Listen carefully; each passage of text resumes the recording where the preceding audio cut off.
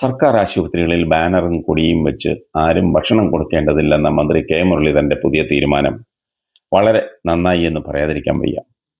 Community kitchen വഴി ആർക്ക് വേണമെങ്കിലും ആഹാരം നൽകാമെന്നും, എന്നാൽ സേവനം ചെയ്യുമ്പോൾ എന്തിനാണ് അവിടെ ബോർഡ് തൂക്കി വെക്കുന്നതെന്നുമുള്ള അദ്ദേഹത്തിന്റെ ചോദ്യം തികച്ചും ന്യായമാണ്. ഈ നല്ല തീരുമാനത്തെ എതിർക്കാൻ നോക്കുന്നവരുടെ ഉദ്ദേശശുദ്ധി അത് ഒരിക്കലും നല്ലതായിരിക്കില്ല. DYFIയുടെ പൊതിച്ചോറ് വിതരണത്തിനായി പല നാടുകളിലെയും സാധാരണക്കാരായ ജനങ്ങളുടെ വീടുകളിൽ നിന്നാണ് ഭക്ഷണം ശേഖരിക്കുന്നത്. വിവിധ രാഷ്ട്രീയ ചിന്താഗതികളും മതവിശ്വാസങ്ങളുമുള്ള ആളുകൾ ഇതിനായി കഷ്ടപ്പെട്ട് ഭക്ഷണം പാകം ചെയ്ത് നൽകുന്നുണ്ട്.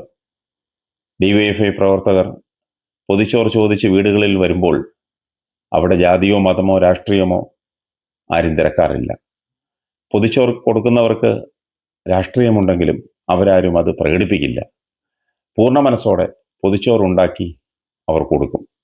നാട്ടുകാർ സ്നേഹത്തോടെ ഉണ്ടാക്കി നൽകുന്ന ഈ ഭക്ഷണം ഒടുവിൽ ആശുപത്രിയിൽ എത്തിച്ച് വിതരണം ചെയ്യുമ്പോൾ വെറും ഒരു പാർട്ടി പരിപാടിയാക്കി മാറ്റി തീർക്കുന്നത് ഒട്ടും ശരിയല്ല. കൊടിയും ബാനറും വയ്ക്കാതെ തന്നെ ഇത് വളരെ ഭംഗിയായി ജനങ്ങൾക്ക് വിതരണം ചെയ്യണം.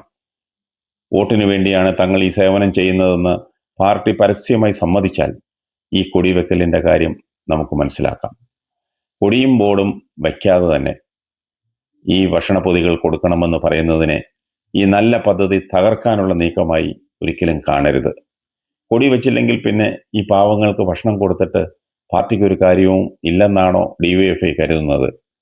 ഇത് ചെയ്യുന്നത് വെറുമൊരു രാഷ്ട്രീയ ലാഭത്തിന് വേണ്ടിയല്ല, മറിച്ച് സ്വാതന്ത്ര്യമേകുന്ന ഒരു നല്ല സേവനമാണെങ്കിൽ പാർട്ടി കൊടിയും ബാനറും മാറ്റിവെച്ച് വളരെ മാന്യമായി തന്നെ ഇത് ചെയ്യാവുന്നതേയുള്ളൂ.